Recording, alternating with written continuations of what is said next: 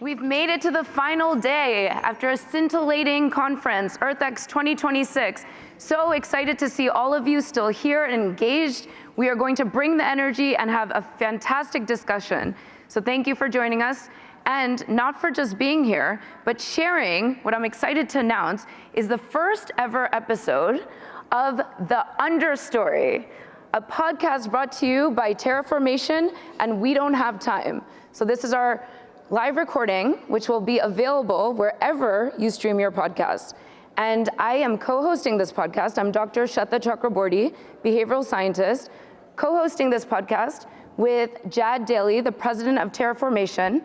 For this panel, he will be serving as a panelist because he has deep expertise in this topic, and we're gonna want to pick his brain. And we are so excited to have two additional fabulous panelists to join us today for the launch of this first episode. We have with us Elizabeth Gray, the CEO of Audubon Society, 1.9 million supporters in the United States, and the first woman to lead the organization in its 120-year history. Such a pleasure to have you join us, Elizabeth.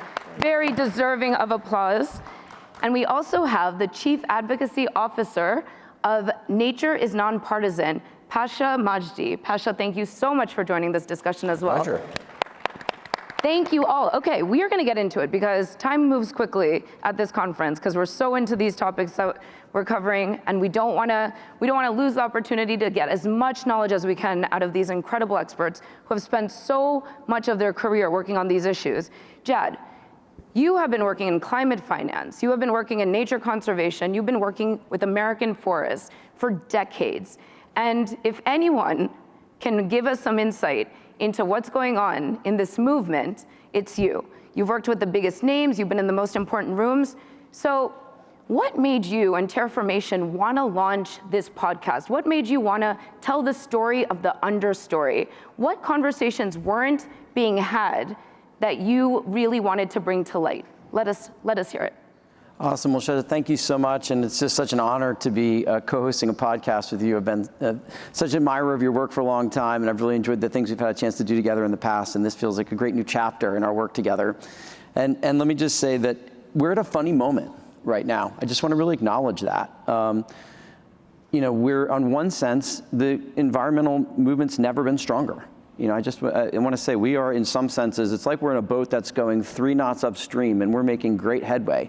The problem is the challenges that we're facing, like climate change, like loss of biodiversity, like the failure to equitably deliver economic uplift to people around the world. Those challenges are running 5 knots the other direction. And so I think the reality is we're doing well, but we just need to go faster. We need to do better. We need to get more out of every hour that we work and every dollar that we spend. And so it's our belief at Terraformation, and this also really reflects my personal philosophy, that we need to be like hackers of our own movement. That we need to be constantly disrupting ourselves, say, that's great, that's really working well, what would be even better? And I think the challenge is, and this is really the premise behind the understory, is that most of the venues where we come together as a movement, the incentive is to come up here on stage and perform. It's to tell our success stories. We want to find more funding. We want to impress our partners. And so there aren't a lot of safe spaces in our movement to talk about what isn't working. Where are we stuck? Where do we need innovation? And so right down to the name of the understory is, in the forest, we all look at the tall, beautiful, towering trees, but we miss the importance of the soil and the understory plants that are actually where the strength of the forest comes from. And so I think our strength as a movement comes from innovation. It comes from taking on the challenges that we face where we're stuck. And so our hope is with the understory, we're going to create, we'll keep it a secret, I promise, with just our friends here, our listeners, but in all seriousness, we want to create a safe space for saying the quiet part out loud, for talking about the things that we're having difficulty with, and then using that as a way to drive convergence together as a movement, to do innovation together instead of each trying to solve these problems on our own, to challenge ourselves to work together in different ways as we actually go out and implement those solutions. And so I want to just give you, 2 final thoughts on examples to me. In a broad way, where I feel like we're stuck. You go to conferences like COP and Climate Week, and sometimes it almost feels like there's a event industrial complex, like we're just keep generating more and more venues to come together. And we talk so much again and again about, for example, finance. It feels like private finance is the entire conversation. It's like a banking conference. How do we finance more of what we're doing? But I always say we talk about forests, but we don't talk about forestry. We don't talk about how we actually are going to use that money out in the world. Where are there opportunities with the same amount of money to actually create greater progress if we get better at doing forestry? For example, if we get better survivorship when we do reforestation. So I really hope that we're going to get into the geeky details here of things like reforestation and talk about where are we actually not getting as much progress out of the money that we're spending. And then we can talk about how we get more money to advance things forward. But I also want to say, I feel like in our movement, we've had a tendency to celebrate differentiation. Kind of part of how we all shine on these stages is if I can say what I'm doing is different from what you're doing. And so it causes us sometimes to take the work that we're doing and try to all describe it in slightly different ways, which isn't just a marketing issue. It actually can fragment our strategies. It can fragment how we go about doing this work. It can confuse policymakers and the public. Wait a second. Is your climate strategy and my nature strategy, are they actually part of the same thing? And so I really hope that in this field, we can embrace this as a moment of convergence, see the similarities, see the alignment in what we're trying to do, and be more integrated in the way that we approach our work. Even if we might all be bringing different expertise to how we do it, ultimately we should be driving that work together and that collaboration to be as radical and as deep as possible. So I hope, again, this is a place, and we'll get into a little bit of this today, where we can talk about where we might be actually holding ourselves back in the way we're fragmenting our approach, in the way we're fragmenting our narrative, and challenge ourselves to bring it all together. I love that, and I just want to underscore that. That's a major theme of today's conversation. That's going to be a major theme of the entire podcast, is really breaking down those silos and coming together, because nature and climate are one and the same. We really need to be working together and not, fighting as a community, as a movement amongst ourselves. Okay, thank you for setting that up. So that was a little teaser, and we actually do have a teaser out as well for the rest of what to expect on the understory. So make sure you follow us on wherever you listen to podcasts. All right, I would be remiss in not acknowledging the fact that it's Earth Day.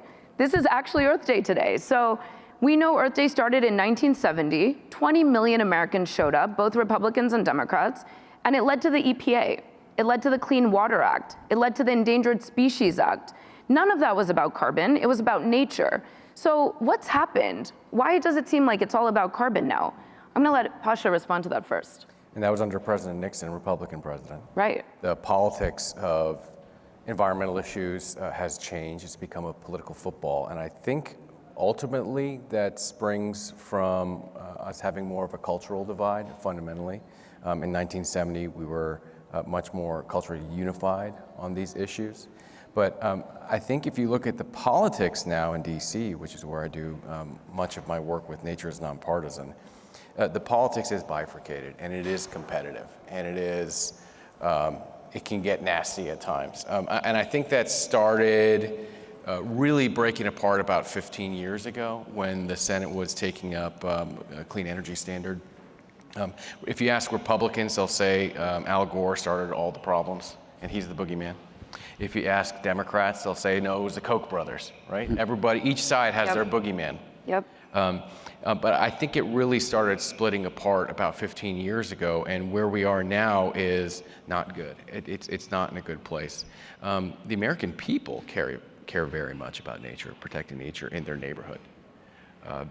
But in DC, it tends to be more of a political football, where we're going back and forth. And I think that's deeply unfortunate, yet there are some elected officials who are trying to overcome that. You use the word safe space. Some elected officials are saying, okay, maybe my party's on one side of this issue and maybe your party's on another side of this issue. But why don't we come together and craft some solutions together? I was very proud to be at the launch of the Stewardship Caucus in the Senate, led by Senator Sheehy, Republican, Senator Heinrich, Democrat. And I think across Congress, people are realizing, hey, there's an opportunity here to kind of drone out and not pay attention to the pointing of fingers on cable news, and instead focus on how we can craft solutions together. Stewardship Caucus would be just one example. There's been a bunch of legislation that's introduced. I'm optimistic about the America the Beautiful Act advancing this year, the Fix Our Forests Act advancing this year. These have bipartisan support across Congress. But I think fundamentally, if we're going to get elected officials to come together, they have to be motivated by their voters. That's what counts. And we need to bring in the 75% of Americans who say they care very much about the environment, but are not involved on political issues on the environment. Bring them into the fold. Great point. And exactly, there is a path forward. It's about reaching those audiences, and organizations like Audubon is able to do that, is able to bring in the American public to coalesce around something as simple as birdsong, but as a stepping stone into these bigger conversations around nature and climate. So Elizabeth, please reflect on what I asked Pasha, and in addition, talk to us about the audience, right? Talk to us about the supporters of Audubon Society. Most of them probably don't think of themselves as climate activists, so we've been framing this wrong potentially and missing out on some additional broader support that we could achieve to move some of these major risks that we need to address through policy and regulation to move that forward in a bipartisan way. So how do we think about the birders that are part of Audubon Society? Do they think of themselves as climate activists, or are they more aligned to that spirit of that original Earth Day that was about environment and nature and, you know, finding values and environmental stewardship that are so intrinsically American? Yeah, it's so interesting because the origin story of Audubon is so similar in a lot of ways to the origin story of Earth Day. Both of those, the emergence of Audubon and the emergence of Earth Day were a reaction to one issue that was of the time. So in the early 1900s, the issue was women wearing feathers in their hats and the extinction of plumed birds with these beautiful long feathers on their heads, being driven to extinction. And so that was a group of individuals, everyday people, women in this case, Harriet Hemingway and Minna Hall, who were in Boston. They started gathering people in their living rooms, talking about the issue, and essentially convinced the fashion industry to no longer have feathers in the hats. But that was really about one issue. Feathers in hats. Same thing with Earth Day in the 70s. That was really around pollution, right? And so both of these things started with a single issue, but these were moments that led to movements. And that's what I think is so cool. And both of these movements have led to sweeping policy changes. You talked about creation of the EPA Clean Water Act, Clean Air Act with Earth Day. We've got National Audubon Society, the Migratory Bird Treaty Act, bans on DDT in the 60s, and you know, I could keep going. But the point is, really, you start with a single issue with both of these things. They've broadened into a movement of literally millions of people that are pushing for change. So at Audubon, we are a conservation organization powered by birds. And so we really use that birds as an entry point to start a conversation, oftentimes with people who don't agree, maybe they're different sides of the aisle, and to try to look for common ground. And so, you know, I think that's the power of really looking for a place where you can start a conversation with people who have different perspectives and different points of view, and then look to align around a common outcome. And I think that's where you use the power of movements like the Audubon network of millions of people, like bringing people together around Earth Day activities and say, what are the biggest challenges that we're facing right now? And how do we align, despite our differences, to push for a better future for all of us? Totally. Sweta, can I offer a perspective on this? I love what you both had to share, and I want to give a recent example of what I think success looks like in this regard. So recently, American Forest, my former employer, organized something called the 9th American Forest Congress. It was the 9th Forest Congress since 1882. And these have been these seminal events where about every 10, 20 years, the whole forest community comes together to kind of step back from the day-to-day and look at the big picture and say what's working, what's not working. And a safe space for challenging ourselves. And one of the things that we recognize, and Pasha, it really particularly speaks to what you were talking about, is that we realized that particularly during the Biden-Harris administration, they had done such a great job of lasering in on, for example, how forests and forest products could be a climate change solution, that it sort of felt like your excitement about forests and forest products had to come through the door of climate change, as opposed to saying, hey, I love forest and forest products. Hey, one of the things that we can do is to drive climate solutions. And so it's almost like we need to reverse the why and the what. And that we've kind of gotten to be specialized in saying whether it's birds, whether it's carbon, whether it's economic development, we sort of start with one part of the why, and then we bring you to the what, which is that healthy and resilient forests and the way we can use them for forest products, among other things, is the foundation of all of those outcomes. It's birds, it's carbon, it's jobs, it's clean water, it's all these things. And so we spent a lot of the time in the 9th American Forest Congress saying we need to rebuild the narrative in our country, so around, put the what first. Healthy and resilient forests are the foundation of everything that we all share. Some of us might prioritize those outcomes differently, but everything we all get comes from this one resource. And right now, this resource is under incredible pressure, because forests aren't just the source of climate solutions, they're facing existential threats from climate change. And we all lose if we don't manage these threats like escalating wildfire and forest mortality around the world. And so if we start from this common place and then let people go down the, the pathways of those outcomes that they care about the most, you can build incredible bipartisan support. You can build societal excitement about, our forest as a resource for the whole country. And so we coined the phrase "one nation under trees," and I think at our best, we have many times, as you said, in decades past, we did, I think, a better job of starting there. And so it's time to get back now to this more unified view of the what, and then let that explain the different whys to people from that common what. And I think if we get that right in the narrative, that unlocks more aligned policy making and action in all sorts of other ways as well. If you switch the what and the why, that'll help with durability. Yep. One of the problems that we have is when you switch from a Republican administration to a Democratic administration and then back. That's right. Policies go on and off, and that's bad for nature. Exactly. When we're seeing that so much in the forest sector, right? That's really well said. Yeah. Elizabeth, your thoughts? No, same. So I love it, flipping the script, right? And that leads me to, that would solve some of the issues that you've raised with us in the past on this, on the whole reason we're having this conversation. It's this fragmentation, right, that we're trying to solve for. It's not just inefficient, it's really actively doing harm to the movement and to the ultimate end goal, those outcomes that you described. So that's a strong claim to make, right? Yeah. Well, look, we said we want this to be a podcast where we're going to say the quiet part out loud. So let me say the quiet part out loud. I've spent, it's been newer for me in my career. I've worked with different corporate leaders, particularly forest sector corporate leaders throughout my career, but more recently in the last decade. The incredible array of corporate leaders from outside the forest sector who are doing such a fantastic job in investing in forest solutions. And I want to just give kudos to all of them. It'd be unfair to call out, everyone on stage, but I will say, Salesforce is like an example of one that's just been so leading and pioneering, and so many others have been, Microsoft and others have been incredible in the way they've invested in forests. With that said, I think one of the challenges is I feel like across all of the different corporate investment in this sector, there's been this evolution to saying we have a climate strategy and we have a nature strategy. Right. And I think done the wrong way, that can do harm to us in a few ways. One is, let's be honest about it, it's going to be easier to kick the ball through the nature goalposts than the climate goalposts, right? Climate is the greatest collective action problem we've ever faced. It requires action at incredible scales across sectors by everyone. Yep. Nature is a much easier one to win. We can win one place and ecosystem at a time. We can protect fragments of nature.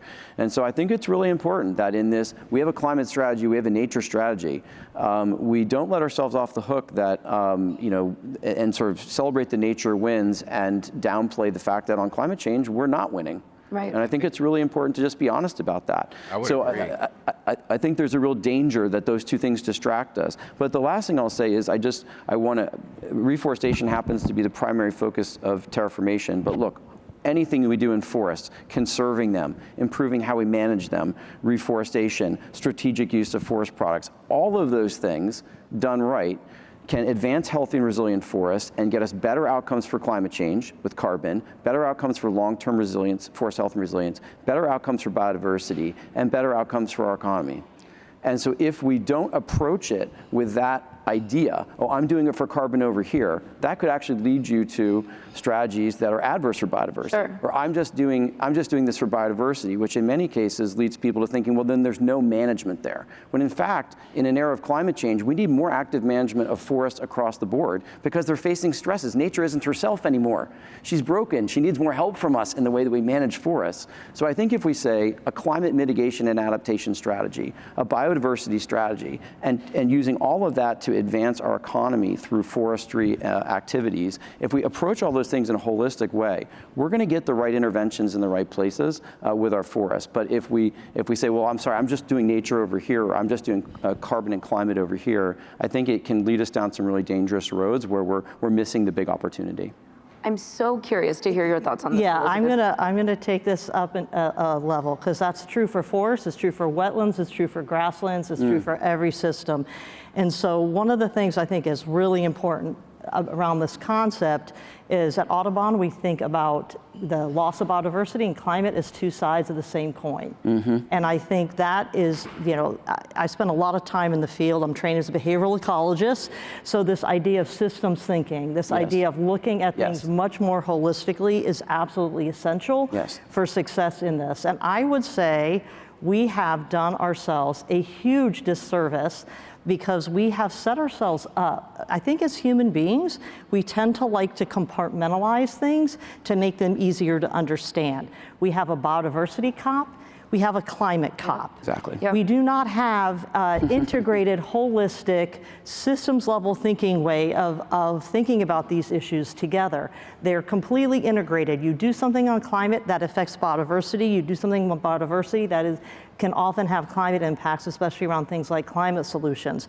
We also have done the exact same thing with our funding streams. Yes. It is much easier to pitch a project as a climate project or a biodiversity project. It is much more complicated to pitch these projects to try to attract funding so you can actually do the work on the ground, especially when you need to do restoration. But even if you're doing protection, even if you're working with local landowners to try to improve management of our forests, of our grasslands, of our coastal and wetland systems. So my hope is that we can, as a conservation movement, learn to embrace systems thinking. That might sound really wonky, but the point is that we live in an integrated system, and we have to approach these issues in an integrated, holistic way.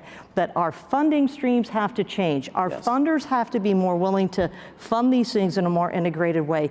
We have to set ourselves up at all these conferences and global meetings that we go to so that we are having conversations not just about one topic or the other. It's like you go to a conference about your right arm and your left arm. That's ridiculous. It's part of your body. And so we've got to change the way we fund and talk about it and approach these projects. It just sounds so obvious when you say it. When you say it like that, Jad, when you say it like that, it's like, why are we doing business as usual? It's not working. We need to turn this on its head. And that's what we're going to be talking about through this series with the Understory. So Pasha, how does this actually manifest in policy, in real world, right? You work in Washington, you work across the aisle. When the policy conversation narrows to just carbon and this carbon first agenda, that carbon first framing that Jad described, what happens to everything else? What happens to the nature piece of this, the water, the land, the wildlife? Does it fall off the table? I think it's a huge challenge. So I won't say that I disagree. I mean, I certainly understand the links. I understand the science. But politically, it's a huge challenge. And the reason for that is, I'll give you an example. I represent 60,000 constituents in Jefferson County, West Virginia. It's a Republican district and a very Republican state. And we are struggling to provide rural ambulance service. So if you live in a neighborhood that doesn't have ambulances, climate's not a top priority. Right. Clean air, clean water, hunting, fishing, hiking, nature, absolutely. Because you're probably in an area where you get to enjoy all of that right away. But the politics of it right now, and we already talked about how we need a cultural shift, but that's going to take some time.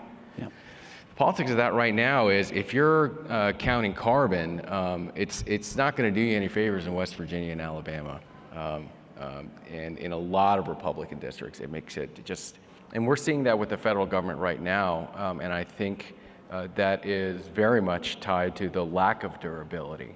I think if you're focusing on nature, you're much more likely, you use the term goalposts, you're much more likely to be successful.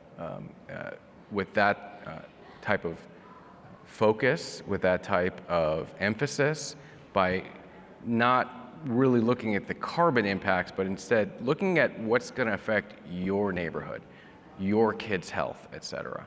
Republicans care very much about that. Sure. Humans care about that. The behavioral scientist perspective on this is that regardless of our political identities and what hats we wear and what color our skin is and what gender we are intrinsically, we deeply value, and this isn't just American, this is global, we deeply value caring for the most vulnerable populations, including children, including the elderly. And so that's where we can really find common ground. So how do we message this in a way that really resonates with those intrinsic values that all human beings hold dear? So I hear you on that. And I just, again, a thought that kind of unifies these amazing thoughts from my fellow panelists. But thank you so much about saying about the Biodiversity COP and the Climate COP, because as one who's traveled from one and then like a month later gone to the other, like, but we're still talking about reforestation. We're still talking about forest solutions. This was the same conversation, you know, with a slightly different spin on it. And everything but you both said so resonates. And your points about kind of this hierarchy of needs and values and urgencies that people feel. And I mean, I think there's a happy story here with forests that we've kind of missed. And I think it's the problem is that the way we've thought about forests and climate change has been driven, as you said, by the funding model. That's right. I mean, from the time when I had the chance to co-found the first Forest Climate Coalition in the United States in 2007. And everyone came to the table with the idea that we were there to talk about the rules for offset markets. And we pretty quickly figured out, like, wait a second, offsets are a very clunky tool, actually. And furthermore, there are some really important things we need to do in our forests that are never going to fit on offset markets, that you don't have the right data, or the timing of the benefits from a carbon perspective don't match that particular funding mechanism. So really, carbon markets became a thought-limiting construct because we started the whole conversation from there. So it was about quantifying carbon and doing it in a way that matched how money wanted to move. Sure. It wasn't, what do our forests need us to do to maximize their benefits for both climate mitigation and adaptation? Which, by the way, again, it's the same actions that give us those two benefits that we get from forests. And how it benefits. But they're so separately discussed. Exactly, and so I think that there's incredible opportunities is if you set aside how we're going to finance it for a minute, and you just say, healthy, resilient forests are the source of many things, including they're already in the United States a source of about 750 million metric tons plus or minus net sequestration gain. They're already a massive 15 to 18% carbon solution for the United States, just continuing to do what we're doing right now with forest and forest products. So good news, everyone. If we can keep this good thing going, it's already providing a climate change solution. We can build on it, we can enhance it. So it's a very positive and happy story. And if we just identify what those actions are, and then as you said, downstream from that, figure out the range of different ways, financially, societally, politically, we need to support the actions that deliver that benefit, along with a lot of other things that are much more tangible in some of those rural communities you're talking about, like keeping that local mill open, keeping the forest Big products as a source of, Absolutely. 31.7 jobs per $1 million invested in rural communities. Again, we'll meet people wherever they are in terms of what part of this they're excited about. But if we can just have this very, as you said, integrated, holistic way of saying, this is the resource, this is what we need to do for the resource, and then get to the complexities of like, hey, what role could private finance and carbon markets play in advancing the needed actions? And the answer is really substantial, but it's sure not everything. And if we start the whole conversation from, it has to be about carbon markets, and then we get down to the actions that are needed, of course we're not going to come at it in a holistic way. And I think that's just part of how the conversation got so tangled from the beginning. But I think we have a chance here now to kind of reorder the way we're going about it. Yeah, reframing it. That's what's needed, clearly, right? Because business as usual has not been working out for us. So let me stay with you, Jad. How much of all of this has really been driven by the private sector? So companies need targets, right? There's reports, there's boxes to check, there's job titles that are specifically aligned to some of the stuff that we're talking about that are going to be resistant to having any of this reframed, because it's a job security, and it's the status quo of the private sector at the moment. So that's an uphill battle for us potentially. Carbon allows for a measurable metric, and has that been why making something countable, right? Something that can be in these final reports, is that why this whole restoration space has been pulled towards carbon as that main metric? Because that's ultimately what the money was asking for. Well, look, my last job in particular, American Forest, we had over 150 corporate partners and had been actually launched one of the first ever dollar per tree corporate partnership programs in 1990. So as an organization, I had a lot of expertise and history of working with companies. And I just want to say, it never was lost for me for 1 second that these are voluntary actions that these actors are taking. I mean, I mentioned Salesforce, Microsoft, Amazon, Bank of America, like so many companies that we had a chance to work with in American Forest, that I had a chance to work with through the World Economic Forum, that none of us should ever forget. They don't have to do this. They are putting major resources. They're hiring those people. And some of the greatest forestry experts in the world work for these companies. You know, they don't work for nonprofit organizations or hybrids like Terraformation. They're National Audubon. They're working for these companies because they know that the private sector right now is one of the most powerful forces for good in all of this. Sure. And yet at the same time, you're right, it's complicated. I mean, those folks have to go into corporate boardrooms where they're responsible to shareholders, and they have real complexities that they have to deal with in terms of how they're advancing out there in the world. So I think from my perspective, we should first all just start by being incredibly grateful that these companies have been willing to challenge themselves and lead this movement. We have to recognize that we have to find a way to make it work both on balance sheets and on accountable accomplishments that, for example, relate to the carbon commitments that these companies are made. But here's the last part from me, is that, you know, a carbon dollar is too good to waste on just carbon. So the way that we've thought about it at Terraformation, for example, is to say, look, we want to deliver platinum grade outcomes on 3 attributes. One is climate mitigation and adaptation. Second is biodiversity, by challenging ourselves to not just do minimum viable biodiversity, but maximize biodiversity of the plantings we do and the places, biodiversity import the places we choose. And then on the sustainable development side, we created a 4-part framework of saying there are a variety of different ways in which we can create forestry and non-forestry employment. We can recycle money back into communities if we design these partnerships the right way. And so our discussion now with these different corporate partners is whether you're investing through a carbon credit or whether you're investing in a corporate social responsibility project, let's challenge ourselves. Don't make it about just one of these lanes. Be integrative, as Elizabeth said, and challenge yourselves to say, that dollar owes us, or we owe it to use that dollar to deliver platinum grade outcomes on climate, right, biodiversity, and people. And I think, and so that's, you know, partly companies demanding that for the dollars they're so generously investing in this field, and those of us who are on the producer delivery side have to challenge ourselves to not just meet their climate goals, but to say, guess what, you're going to get these other benefits, and we'll be just as rigorous and just as intentional about them because that's our ethical commitment to you. Even if we know that this might be technically on your books a carbon dollar, we're going to give you all the above. Please. Yeah, I was going to say you can design projects that way from the start, which, that's right, which you are talking about here. I had spent some time working on a large landscape project in the Central Appalachian Mountains, and this is one of the most important corridors for wildlife in the United States. It's also an area that has some of the most impoverished communities in the United States. It's where we've done a lot of coal mining. There's just huge levels of poverty there. And, but it is really, really important, not just for birds, for mammals and amphibians and all kinds of things.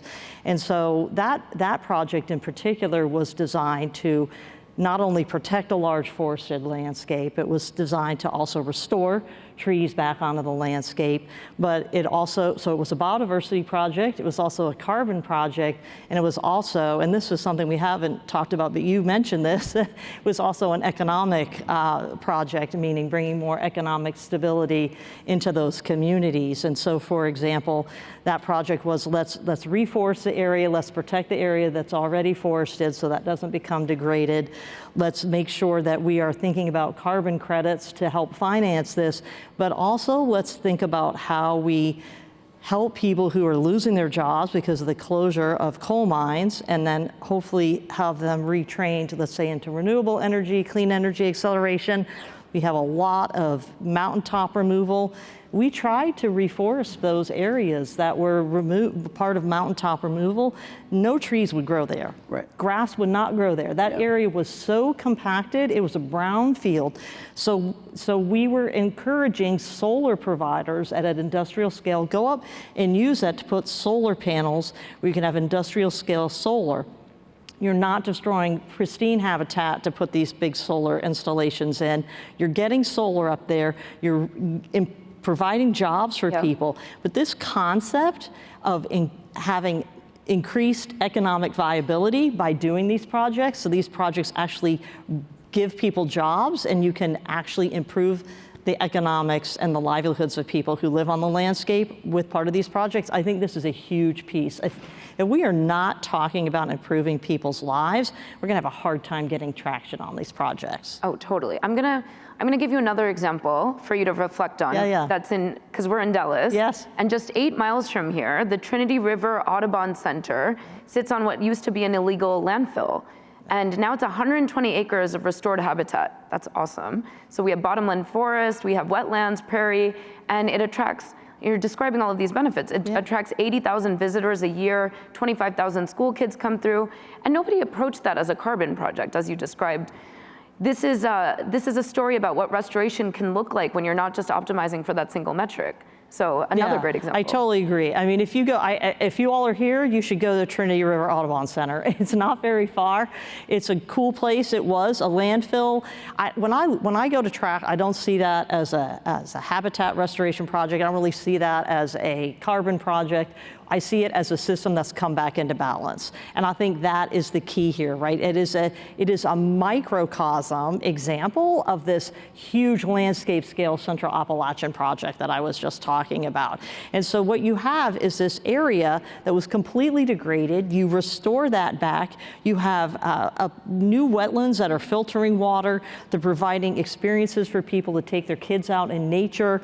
People are coming into conservation in the environmental field through the love of birds. There's a lot of birding there. Of course, we're Audubon. This is what you kind of, come see the birds, and then let's talk to you about conservation, what the environmental movement needs, how you can be a part of that. So there's education, awareness, as you said. But that example at track is a way to take these, I would say, bigger concepts like what I described in the Central Appalachians and bring it home to a local community so they can see it, they can touch it, and they can feel it. And I can promise you when you're walking out on those trails and on that boardwalk, you are not thinking carbon project or habitat restoration project. You're thinking, I love this place, this makes me happy, this makes my kids happy, this brings me kind of peace and a sense of enjoyment in the world. And that's what we want. That's what we want, because that's how we pull people in.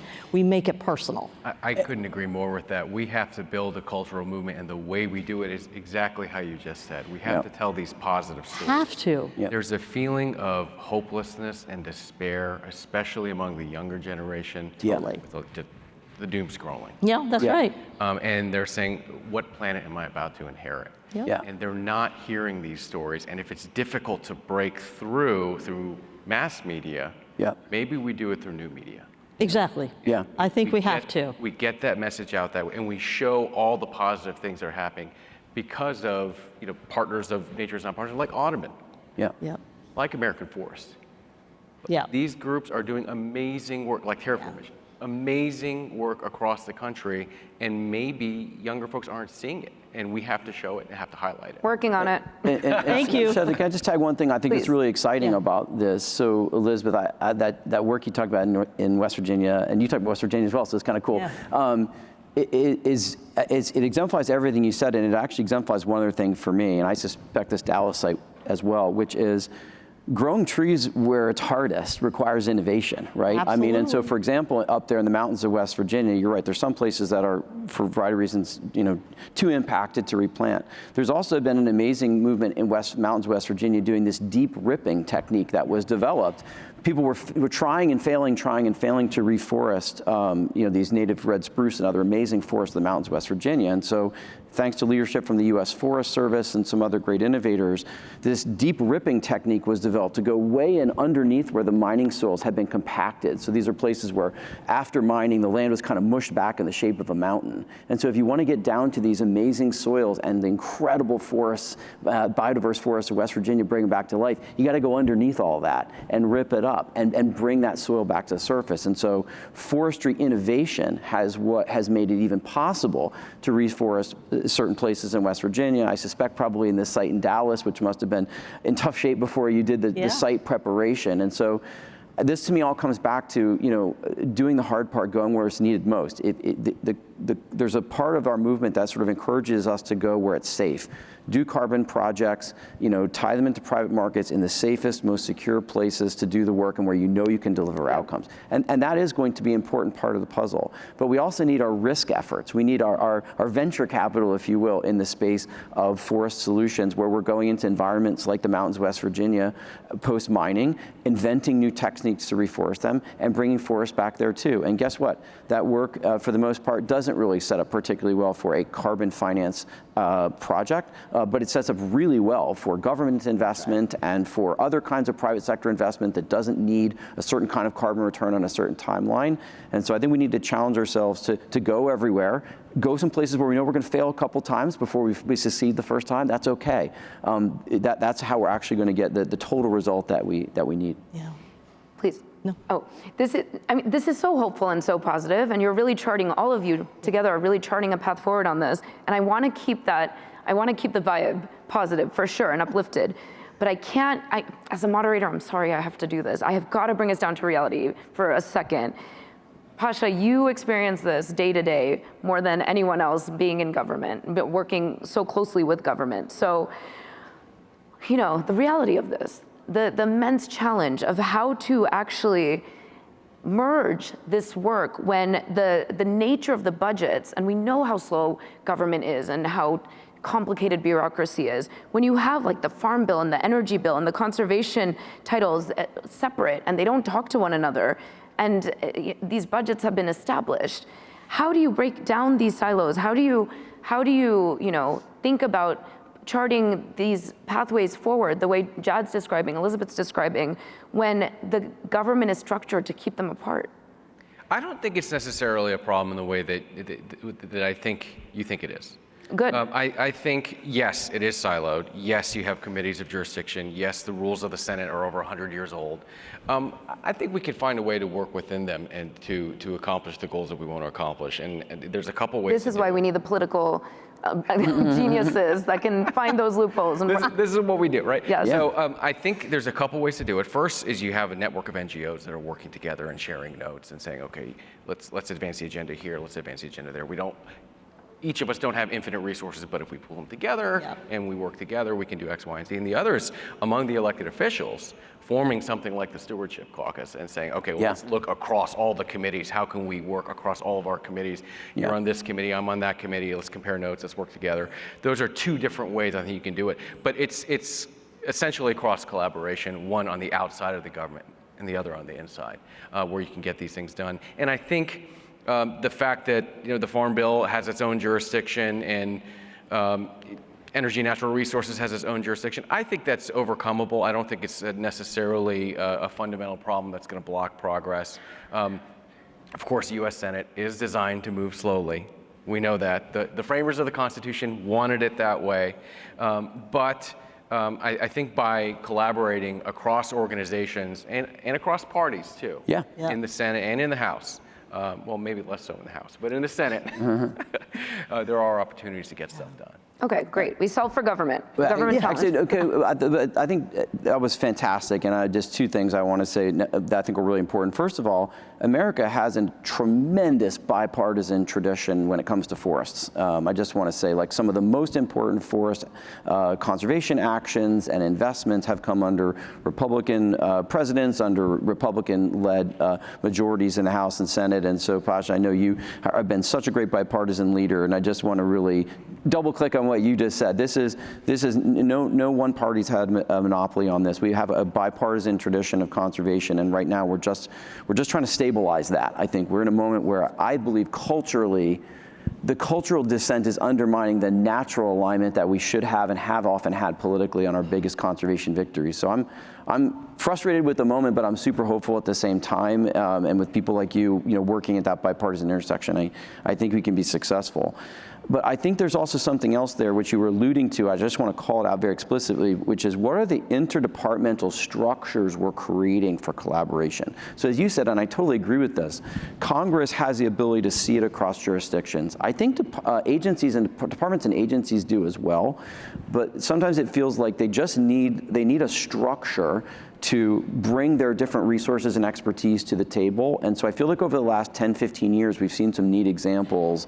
The Urban Waters Partnership was an urban example. The America's Great Outdoors Initiative was a rural example, but different efforts where an administration has said, let's identify a common outcome we're trying to produce on the landscape, and then let's invite every department and agency that might have a piece of this puzzle to come into a structured discussion about how they weave together their resources and their partnerships. And so I think this is a moment where right now we really need to revisit what's the structure of the moment that can get us back to that most wholly integrated approach to how government is engaging. And I think there's some wonky things that we can do that maybe the general public might not be tracking on, but those of us in the field that are doing this work, I think have seen some real successes with in recent years. And let me stay with you, Jad. What would you say to an investor or a business leader in the audience for how to do similarly in the private sector? So here's the biggest thing I would say for anyone in the private sector, and this is both if you're corporate, and I know we have some tremendous leadership from corporate folks here, and philanthropies as well, is we need the private sector to be our risk capital in a sense. Sure. And so I think what's been really exciting, and particularly philanthropy, I think has a real opportunity to identify where we're stuck. Like the example we talked about in West Virginia, where some innovation is needed, and so someone needs to go in and invest in the research and development before we can even get to the doing part. You know, coalitions don't run on air. Someone has to pay for the glue.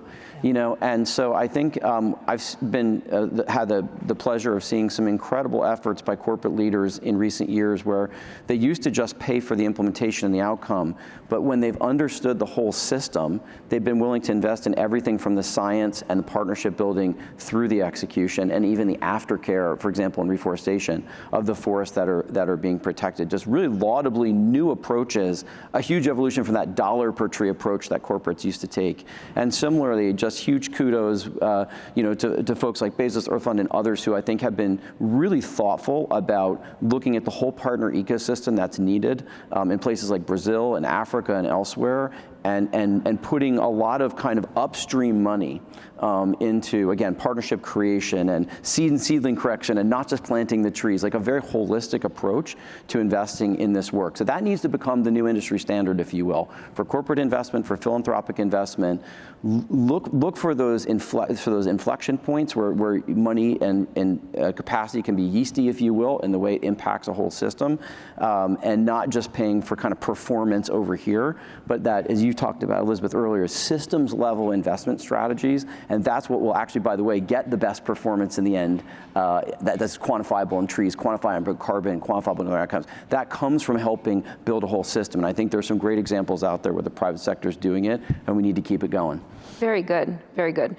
Well, it's happened to us again, Elizabeth. We had a panel on Monday, and we were just so surprised that there was just a few minutes left because we were so into the conversation. So this might be the last question I'm able to pose to the panelists before I pass it to Jad to wrap this up. And I would love both of you to just reflect and think about how we communicate this. This isn't simple, right? What we're talking about, this is systemic, it's big picture. It's stuff we nerd out on and we really love. We work in the space. But how do we talk to the public about integrating climate and biodiversity? How do we tell them to stop treating climate and nature as separate problems and to think about it as one and the same and to approach it like that? So talk to me about the communications challenge of this and how we get the public on board with something that might seem, hard to explain at first. Elizabeth. Yeah, it can be hard to explain for sure, but I think for me, the essence is trying to ground the conversation in people's everyday lives. And so I'll give you an example. I spent some time about 20 years ago working in Tanzania. And I was working on Lake Tanganyika. My job was to go and help people understand climate change. So Sure. I was like, okay, this is going to be challenging. So I was working with in a very rural area, farmers, fishers, local elected officials, village chiefs, and things like that. And so we come together, we have this big meeting where I'm supposed to help them understand what climate change is. And the reason we were doing this whole thing is because the government of Tanzania had asked us to help them incorporate climate change into their national strategy. To your point, climate infiltrates everything. So the conversation started, and it was really challenging because it's somewhat of an esoteric concept. And so we really switched the conversation. I stopped the meeting, I said, look, let's just go around the room. Let's talk about the changes we're seeing in your everyday lives. Nice. And so I had one gentleman stand up and say, the mango trees in my village are fruiting earlier than I've ever seen. And then another person stood up and said, you know, I crossed this river and I always had to plan what month of the year I would cross it to go do whatever they were going to do. Sure. And they said, now the river runs dry 6 months of the year. And then one of the fishermen stood up and said, I fish in Lake Tanganyika, and I've always had overflowing catches of fish, and now my catches are half full or less. And what's happening? Right. And so by going around the room and people talking about the changes they were experiencing in their everyday lives, we could draw the connection. This is what happens when you have increasing temperatures, when you have rivers drying up, you have plants fruiting earlier, and this type of thing. It was almost like a light bulb moment where almost immediately people said, oh, that's what climate change is. And I mentioned this as I thought about this. I was working on climate back 20 years ago, and it was so much easier to work in Tanzania, frankly, than in the United States. And I wondered about this. And what I realized is I was talking and working with people in Tanzania that were so close to the land. They worked on the land. They worked, there wasn't a lot of infrastructure in the areas I was working. And I've reflected a lot about that.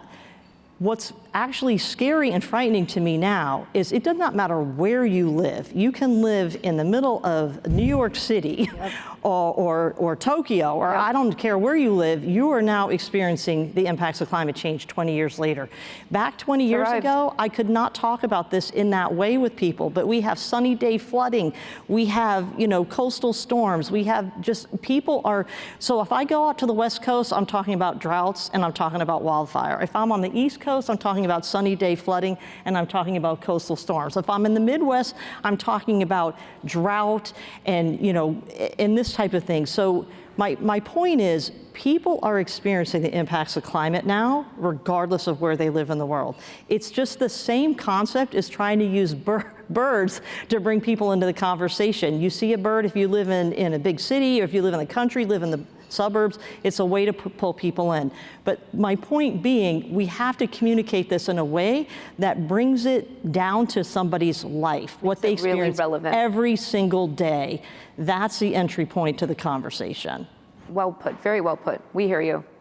Nice. Pasha, to you. Elizabeth is 100% right. It has to be about your everyday life, what's important to you. I don't focus so much on climate, more on nature. But I'll say, for example, when we're talking about public funding for public lands, the way that Nature is Nonpartisan talks about it is, what's your favorite national park? See? Where do you go travel? Yeah. What's your favorite? Why don't you vote online through this public lands campaign in a way that's interesting to you? In West Virginia, the issues you were talking about, in West Virginia, the biggest issue is flooding. That's right. And you talk about flooding, how that's going to affect your neighborhood. But nature's in your neighborhood.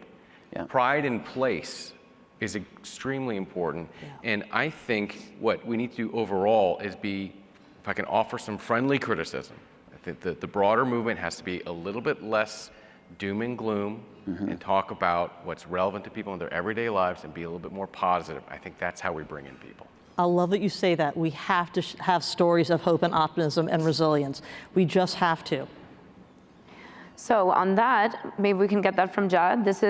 We're at the end of the session, which is so disappointing because I would just want to pull out more from you. And those of you who are feeling the same, you can tune into the Understory, many more episodes to come. But Jad, please wrap us up with your final reflections. Yeah, well, I just love everything you all said. It just was so incredibly helpful and insightful, and this idea of being systems level and integrative and convergent in the way we're working. You both spoke so passionately about how we need to speak to people like people, you know, not like policy wonks or, you know, nature wonks or whatever, but just meet people in a place where they can hear our story in the way that they're experiencing the values of what we're doing. And if we get that sequencing right, if we're meeting people on a very human level with their experience, what we're doing is profoundly impactful. We know that. And so we have to give people a chance in the broadest possible sense to be part of this. And I'll just close by saying I think I really appreciate both of you being willing to challenge some ideas up here, say some things here that are not always comfortable for us to hear. And the whole point of this podcast is to continue doing that. We're counting on people who are listening to feed us ideas. What are the issues we're not getting to? Who are the voices that aren't getting the mic? Those are two really important sort of definition of success issues for us. But I will say, I think one of the things that we've talked about today that's been a through line here is that we can't just keep plowing ahead. We're going 3 knots upstream. The current's going 5 knots against us. We know that we've lost some ground politically. We're unfortunately, for all the good work that we're doing, it isn't enough to keep up with the pace of the challenges like climate change that we're facing. And so innovation is the answer. Convergent collaboration is the answer, and being willing to have conversations like this one where we're speaking as much about what isn't yet working and not only what is I think how we're going to heat map how we can become hackers of our own movement, how we can lift this all to a totally different level. And I do believe that when we do that, we're honest and brave like that, we'll do it all, including restore the bipartisan support and collaboration that we've had on these issues. And I do want to close by, I want to call out Nature's Nonpartisan. I think is an incredible new organization. Audubon is one of our most august and trusted organizations for a very long time. The way that Nature is Nonpartisan has come onto the scene, I thought Benji Backer's comments today were really just so on point, so brave, and sort of calling out the true state of where our politics are. I think we can rebuild it with the sort of societal embrace that you all are taking. And so I think everything we've talked about today, channeled through that real societal approach to change making, is what's going to lead to the breakthroughs that we're looking for. Awesome. And with that, we will wrap this episode recording of The Understory. Thank you all so much for tuning in and being engaged with us. Please, a round of applause for my fabulous panelists, Jad, Elizabeth, and Pasha. Thank you all for your insights today.